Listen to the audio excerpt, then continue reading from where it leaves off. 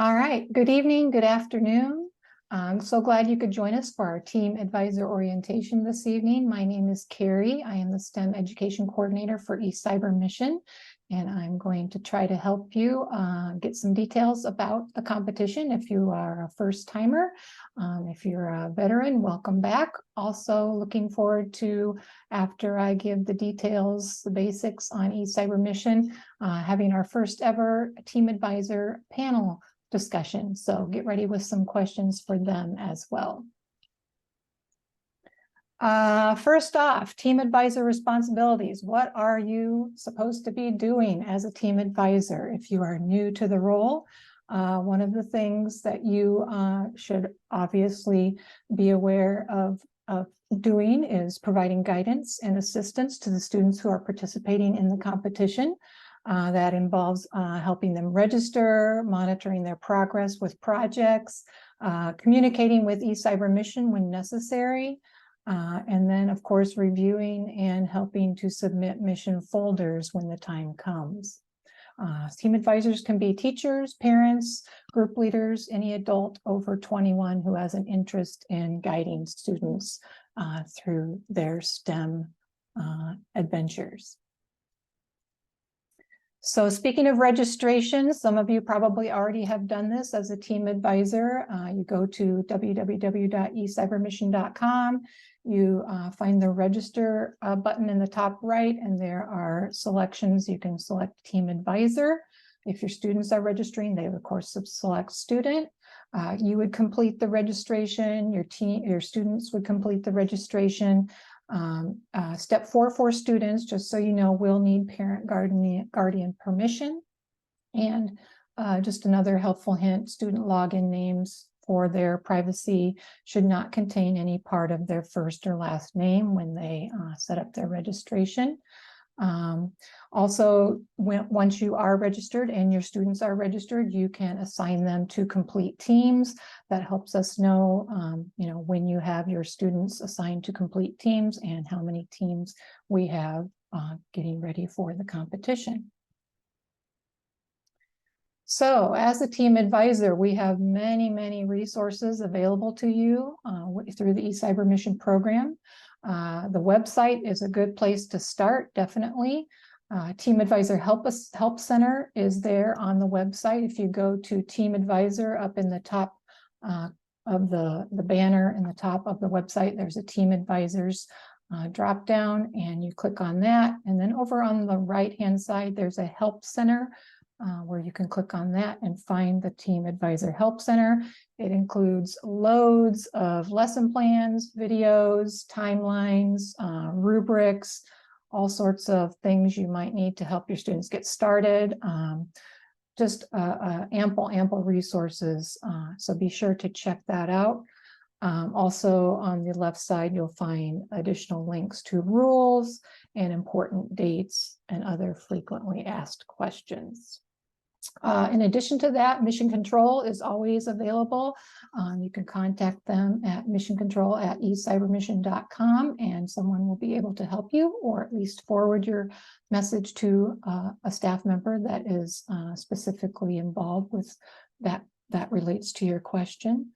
Also, when you do register, you get access to the message board, the CyberGuide message board, where you and your students can post questions, and our CyberGuides are available to answer those questions related to STEM careers, projects, getting started, questions as you get deeper into projects and mission folders about what to do, or safety guidelines, anything like that. So please be aware that the message board is something that's definitely available to you and should be used. Students and team advisors have access to that. In addition to that, our cyber guides are volunteers in the STEM professions, and they also have volunteered for cyber guide classroom chats. We have 4 scheduled, and those dates can be also found on the website. So we have different topics available. Our upcoming one is next Thursday evening for any student that's registered, team advisors that are registered, and they will have an opportunity to ask questions of the cyber guides as well. So in addition to those resources, team advisors also have an opportunity to apply for a mini grant. Mini grants are is a two-payment structure that provides funding for project materials for the student projects and for team advisor professional development. The payments are based on the number of students registered and the number of mission folders submitted per school. You can find more information about that also on the website. If you scroll down onto the homepage at the very bottom, there's a mini grant link, and there's a simple application process. Doesn't take very long, 5-10 minutes. And applications, we are in the process of reviewing those right now, and some acceptance letters have already been sent out and payments have been initiated. That application is open until November 16th, so be aware of that.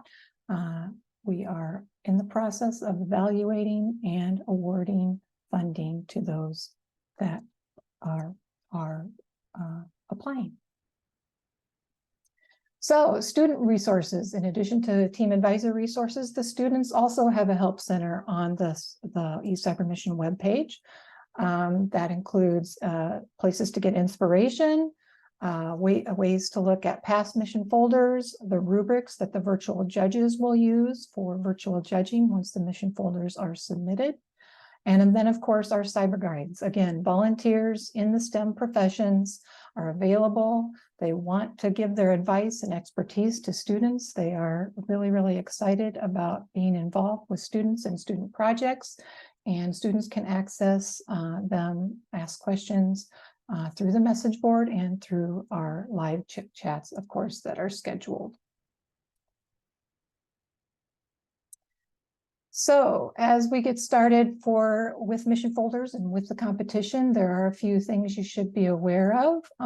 First of all, there are rules posted on the website, so you can take a look at those. There are links to those. Any student in grades 6 through 9 can participate. They need to be on a team of 2 to 4 students.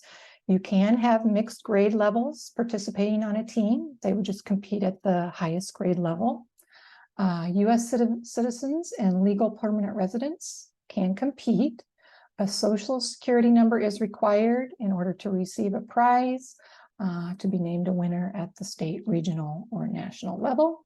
Also, something to be aware of as a team advisor is the risk assessment, hazardous agents, and IRB forms that are available that should be filled out and completed before any student project is started. Those should be on file for you in case someone asks for them during virtual judging or beyond. So it's just a good rule of thumb to have those available. It's good scientific research practice, and be sure you do take a look at those to make sure that the projects the students are involved with do not require any of those. And we can help you determine that, or cyber guides can help you determine that as well.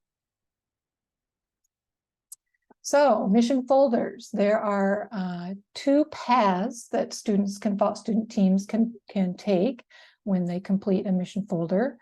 There's the scientific inquiry path or the engineering design path. Scientific inquiry, of course, is developing and testing a hypothesis, doing research, answering a question about the community problem that they have chosen.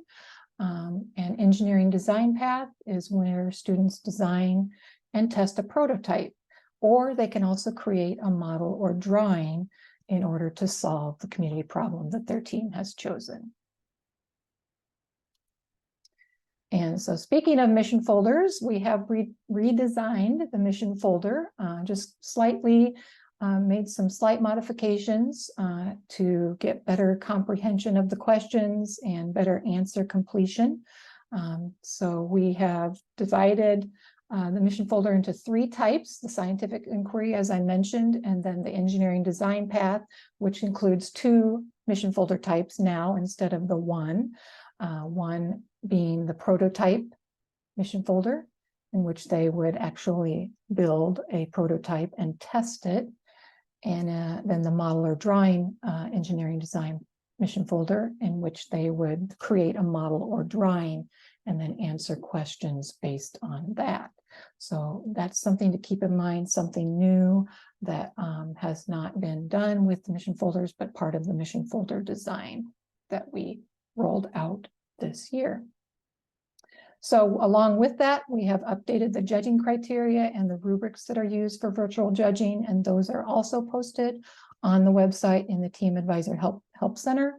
So be sure to take a look at those as your students are completing their mission folders. They are very helpful in getting the students to kind of think about how they can maybe answer the questions thoroughly and get an idea of what judges will be looking for when points are awarded. In addition to something new that we are starting, and to other things that we are starting this year, new are the pre-recorded CyberGuide classroom chats. So that's something that if you're looking for in your classroom as a teacher, team advisor, you can email rsanders@eCYBERMISSION.com for access to those. So important dates coming up for the competition cycle. Again, the mini grant, take a look at that. The application closes November 16th, 2023, which is in a little over a month. A competition registration closes February 28th, 2024, which is a little bit different this cycle. We have one a little bit closer to the mission folder deadline for registering. Mission folders are due March 6th, 2024. And virtual judging then takes place March 13th through 17th, and our virtual judges spend a couple weeks, and the mission folders get reviewed 3 times by virtual judges, and comments and scores are provided.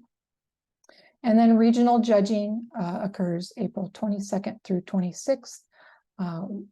If they are selected to be regional finalists, that will happen. And then winners are announced, state, regional, and national winners, national finalists are announced May 3rd, 2024. So now I am done giving you my spiel, but I would like to invite we have 4 veteran team advisors participating tonight.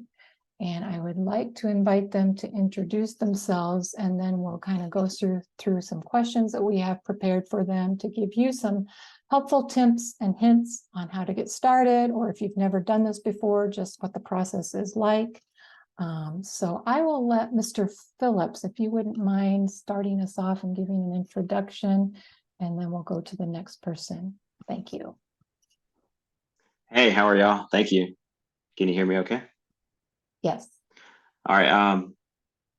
Thanks for stopping by and hopefully asking us some great questions. I love eCYBERMISSION. I'm from Georgia, and I've probably been doing eCYBERMISSION 8 years now. I've been an advisor to teams from 6th, 7th, 8th, and 9th. And I've run the teams a bunch of different ways. I've got a lot of experience with doing it in the classroom and then also kind of like a club setting. So I'm interested to see what kind of questions everyone has, and I'm happy to be here, and thanks for having us. Thanks for being here. Ms. McDonald. Hi, I so agree with everything you said. So I'm Kelly McDonald. I teach 7th grade science in Massachusetts in a public school setting. And I myself have implemented many different ways too. So I'm interested to hear questions on that.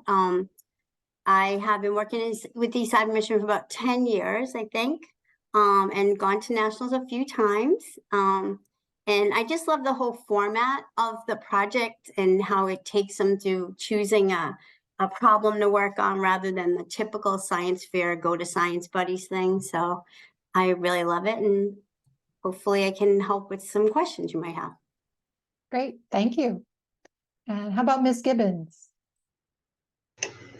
Hello, everyone. I'm Laura Gibbons from Utah, and I have been doing eCYBERMISSION probably 8 or 9. I was trying to decide what it was, somewhere between probably David and Kelly, who, by the way, hello, it's good to see you guys again.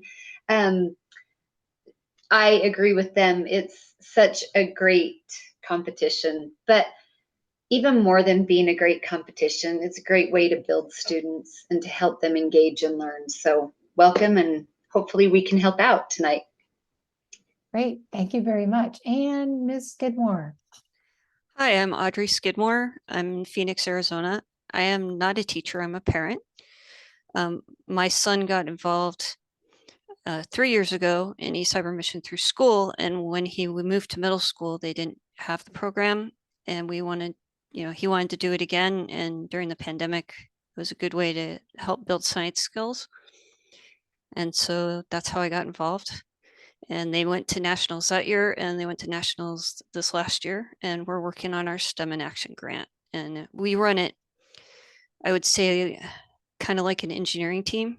That's my background. So we treat it like an engineering project. Great, thank you all for being here. If you want to chime in with any extra, advice or tips in addition to the questions that I have up here, but let's just start with timelines or hours per week, what things work best as far as getting the students together to meet, to get progress made on the mission folders. What advice do you have for that?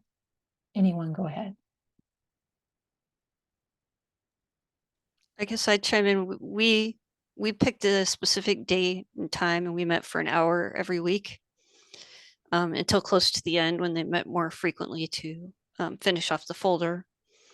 They would assign, one of the kids was a project manager, and he would assign with the other kids the tasks and then hold them accountable basically for finishing them.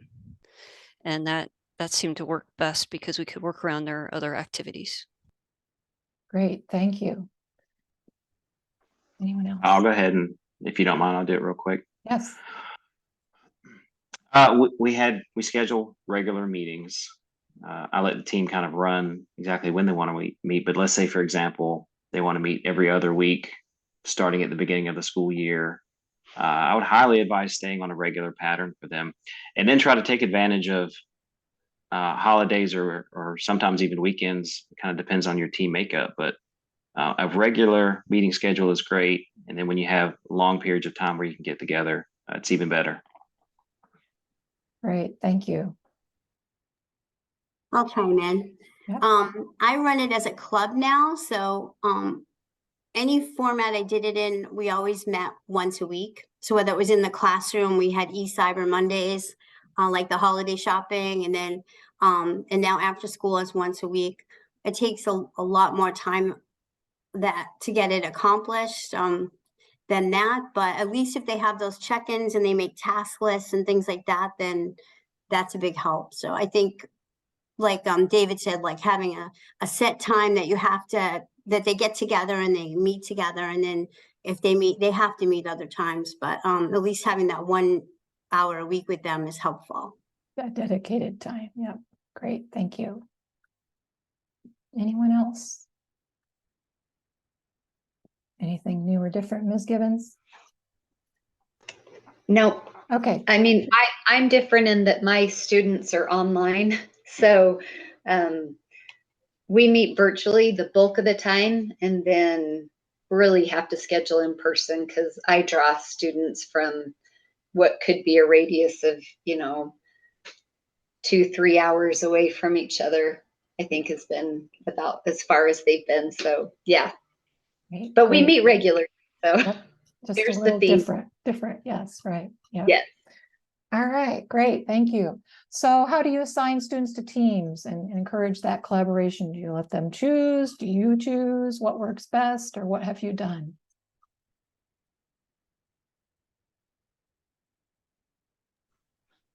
I'll go ahead.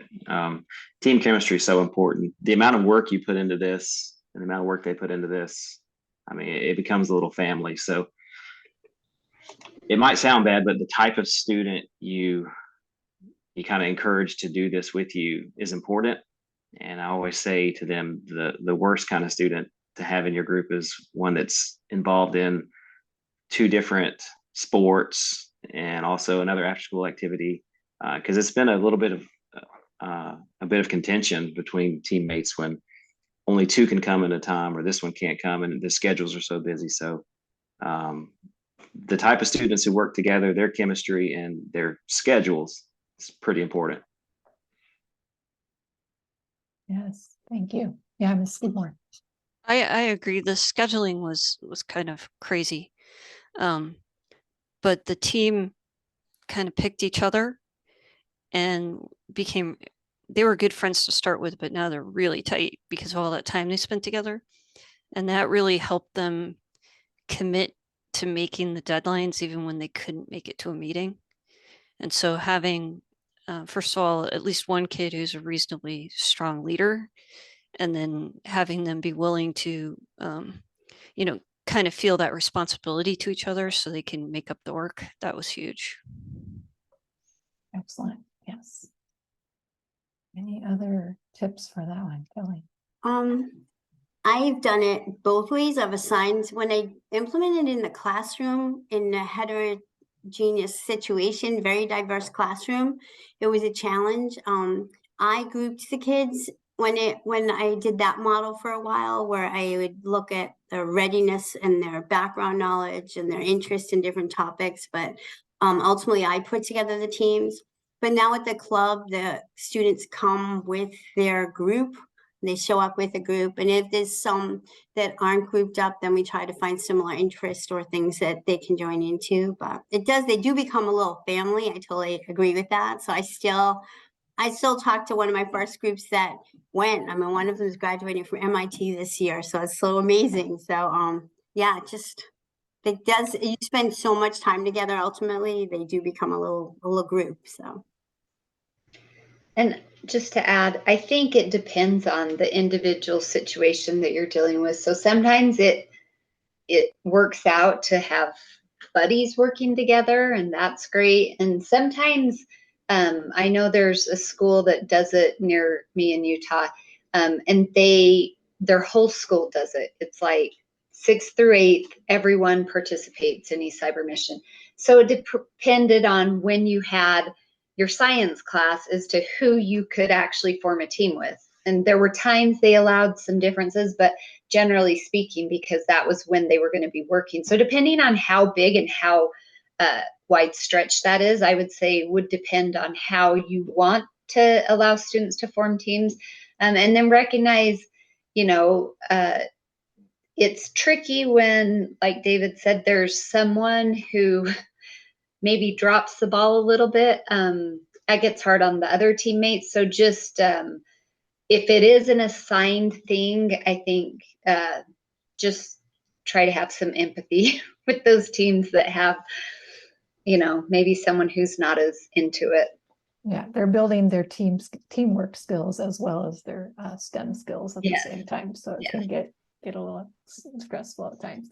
All right, great. Thank you. Thank you for that input. How about moving on to the next one? eCYBERMISSION lesson plans that you may have used that you found helpful, or resources on the website that you have found helpful, or we can even combine the cyber guide, the next question about experience with cyber guides, into that too.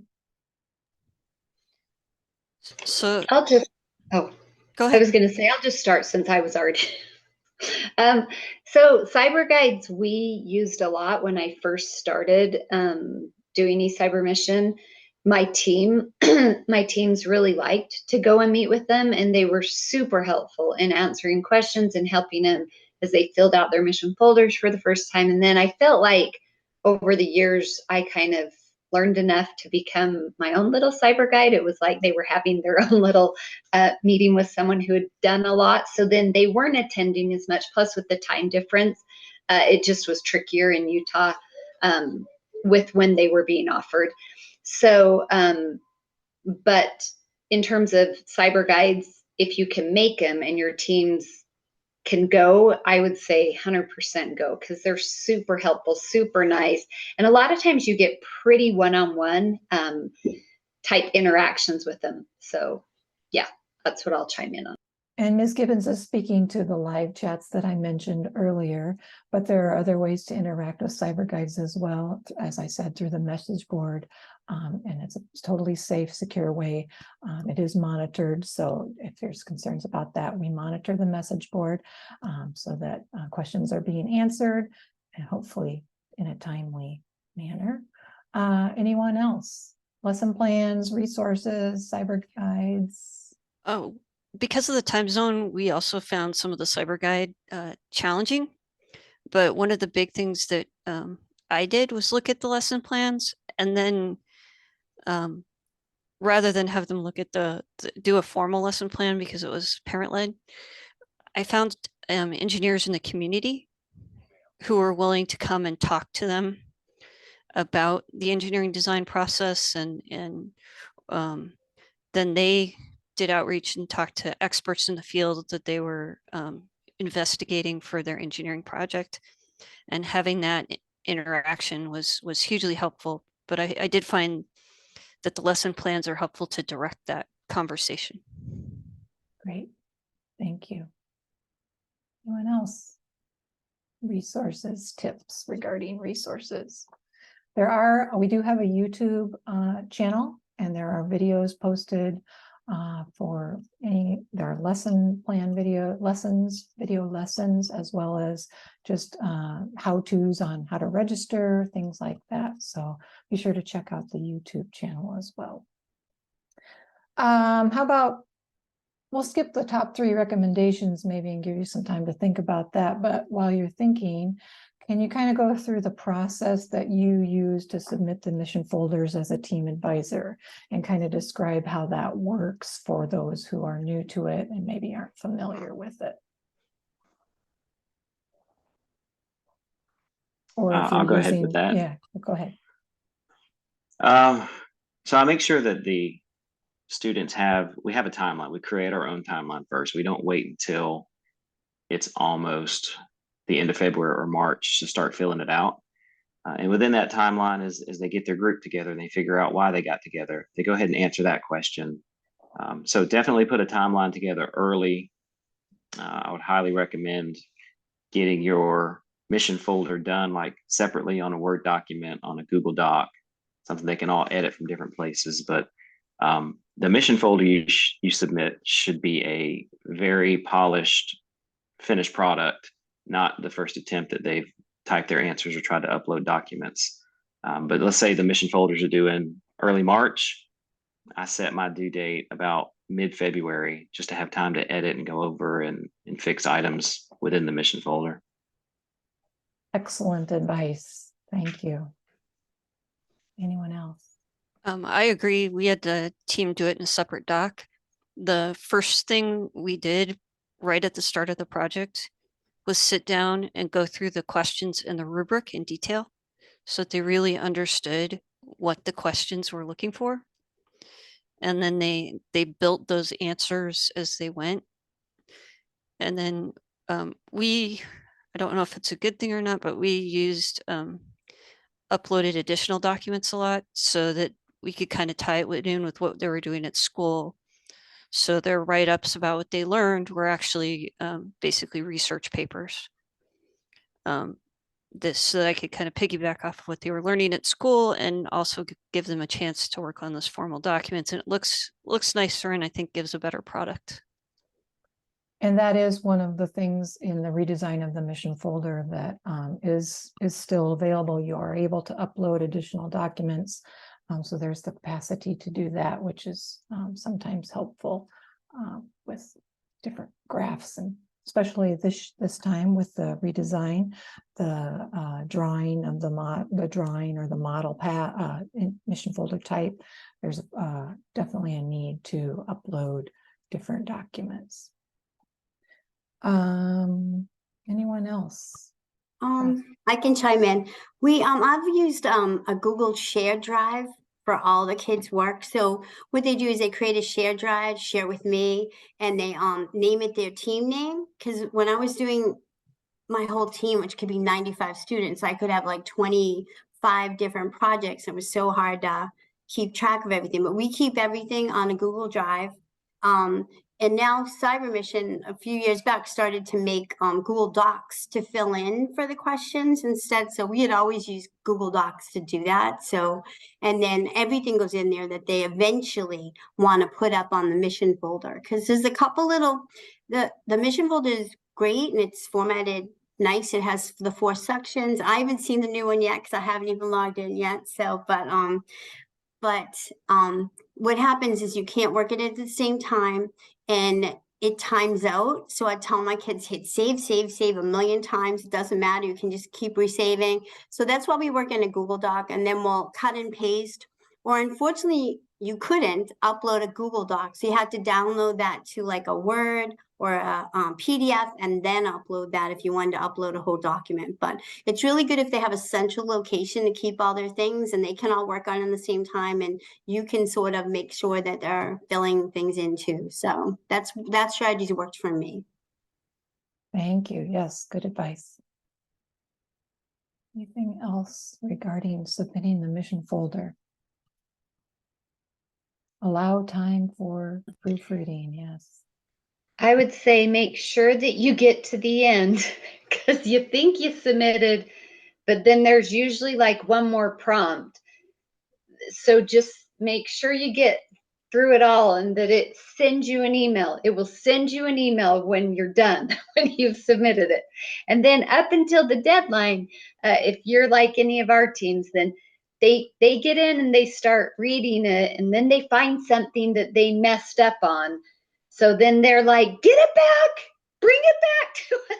So then we withdraw the mission folder and then we resubmitted it another. It's happened before several times, but up until the deadline, you could, if you found a mistake or whatever. And then the other thing I'd add is if you do a lot of formatting in a Google Doc, that does not come over bullet points, none of that. Like those don't come over into the mission folder.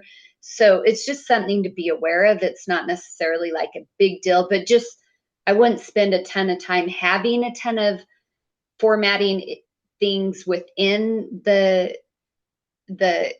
text portion. Anything that you add to your mission folder, any doc that you've, or graph or anything like that, then those are all fine to have the formatting. But the actual just written part, and if you go look at some of the winning ones, you'll see there's different methods, and some they just do like one big book, and basically they're not filling in each of the little spots. I've never done that. I've always filled in and then had supplemental stuff because it freaks me out to just think about one book thing that would be our whole project. But there are different methods, but just know that formatting won't come across. That was something I was just like, why is it not bullet pointing? But yeah. Right.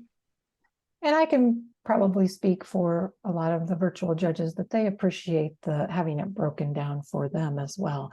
It's fine to attach the final product, but to break it down into as the mission folder is intended is probably best practice. All right. Thank you very much. Good tips, good hints, good advice. How about community resources? Audrey mentioned having STEM, engineers come in from the community. Any other community resources, civic organizations that any of you have used or collaborated with? I think if you can get a local college or higher education institution on board, it's just so helpful. They have much more in terms of doing research and being able to carry out experiments if you go experimental design, but it's really great to have a local college or university who jumps on board with you. We found a lot of support with the municipalities. So when they were doing something water related, we called the water departments and got a contact, like a water engineer that would talk to the boys and help them understand issues. We also had luck with the local disability community contacts. And in general, once you explain what it is and what you're trying to do, people are just thrilled to talk about what they do and help the team in any way they can. And that is something to keep in mind. The one of the core sections is the community benefit. So that's 20% of the rubric. And that's something to keep in mind. The way you involve the community, the impact the project has on the community, that is definitely something the judges are looking for, and looking for how you have made that impact or utilized members of the community. So that's something to keep in mind. Yeah, David? Yeah, there's no doubt the best top community resources, the people in the community. I think Audrey said it, but she's so right on. As soon as you let them know, as soon as you reach out, I mean, they roll out the red carpet for these kids. They want them to come, they want them to visit. They'll make anybody they have available to help them. And you need that, because my background's in geology, and after 8 years, I've never used geology to help any of the students. So I don't know the answers to what they're trying to find. And the professors at the local college and the engineers who do this on a daily basis, it's so valuable to not only the competition, but just the learning process for the students. Thank you. Yes. Yeah, I agree. Having a local contact is really helpful for the kids, and it depends on the topics. One strategy I've done before is sent out, if you're in a school, is to send out to the parent community and say, does anyone have any contacts or anyone have any expertise in this particular area? I had a group build a thing for detecting fires, and so they actually reached out to the county fire warden, and he set a fire for them, so a controlled fire, so the kids could actually see how their device would work and how you actually put a fire out. So that was good for them. And then my last year group did something that needed a physical therapist, so they went to the local college and that had a program and met someone through there. So there's plenty of local resources. It's just sometimes finding the time to reach out to them, and let the kids reach out, because as long as I will tell them they have to copy me on the email so that I'm privy to the conversation, so it's safer. But I let them find resources, because I think it's a good another good task for them to do, is to be involved and work through the things themselves. So Absolutely. And that's another thing judges are looking for, is how the team collaborated, but also the roles that the team had, each individual member of the team had, and how they worked together in the roles they were in. So definitely let the students explore and find out and investigate. You as a team advisor are there just to kind of facilitate and prod if necessary, but mostly it should be student driven. Okay, great. Thank you. Back to the top 3 recommendations. Just quickly, short top three things that you would tell a new, fresh team advisor that maybe is not as experienced in all this. I'll go. I would say the top thing, I think this eCYBERMISSION is a great thing for a number of different competitive, I don't know if I want to call it lines, but you can have teams that really just want a good experience with figuring something out and working on. And then you may have a team that's like, I really would like to try to win. And you might, need to try to figure out how to help them. If you go competitive, and all of us here went that route, we went the ultra competitive. We've made it to nationals, which is the greatest thing if students, a very small number, make it. But if they can make it, it is life-changing for those students.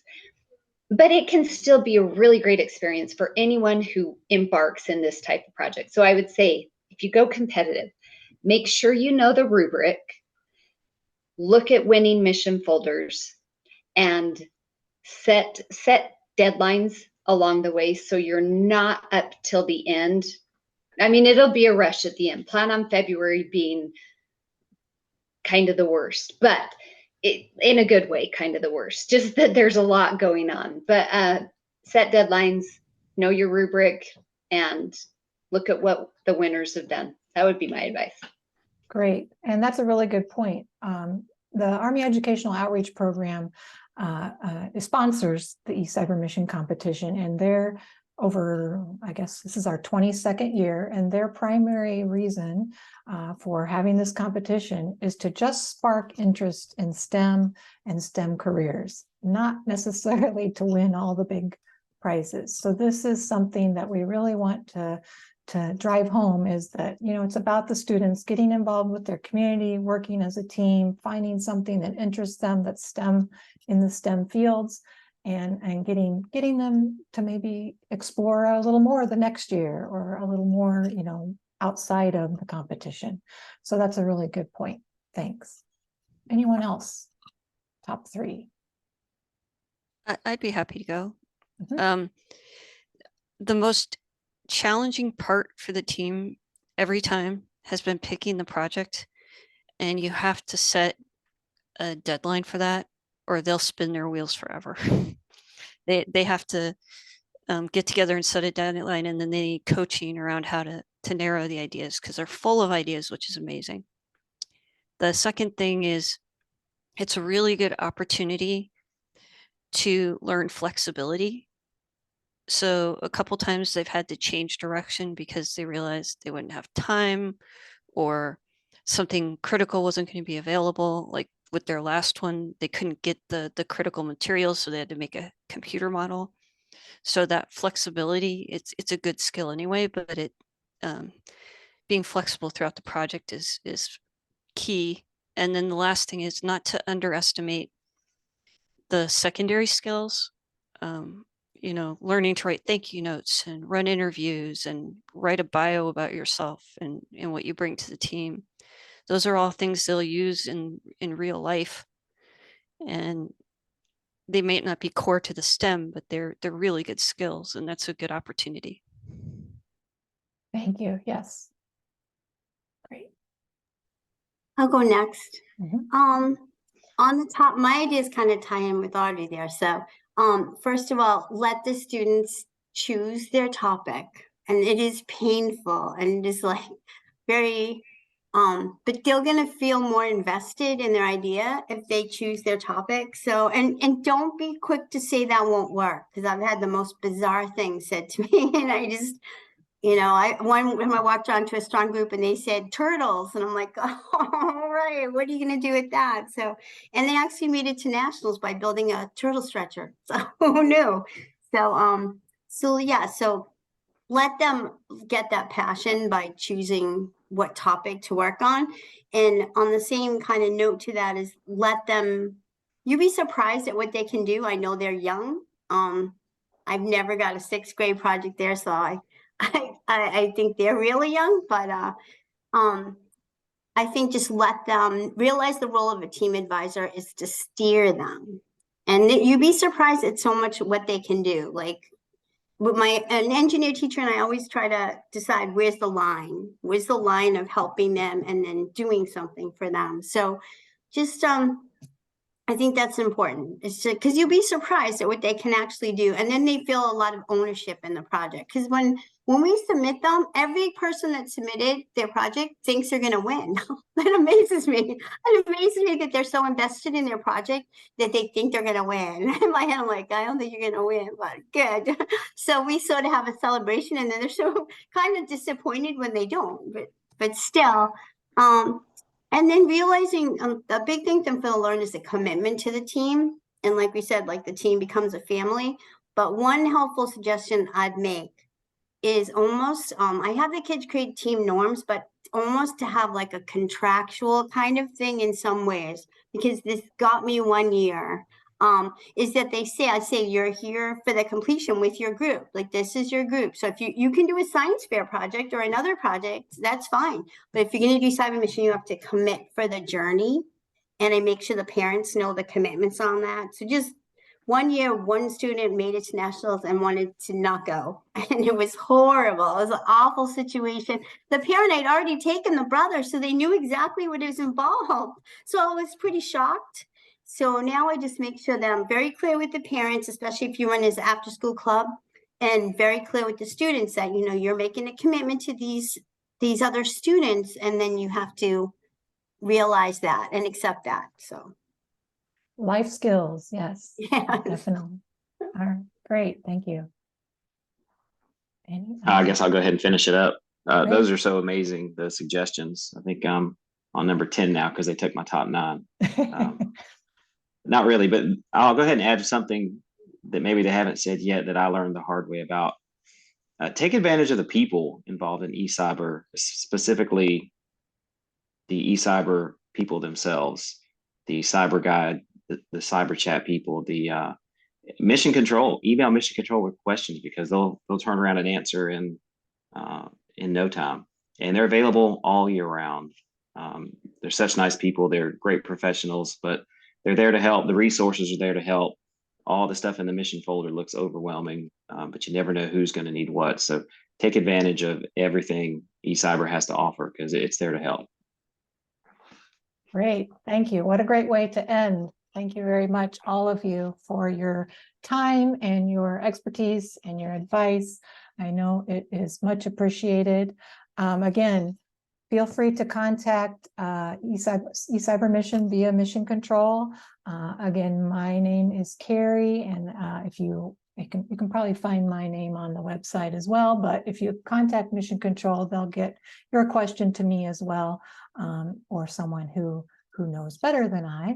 But thank you very much again for all of your input. Let's see if we have questions in the chat. I'll stop sharing. And it looks like Catherine has helped out and put some things in there. Let's see, it looks like we have a question. If the team decides to build a model, should it be a working model?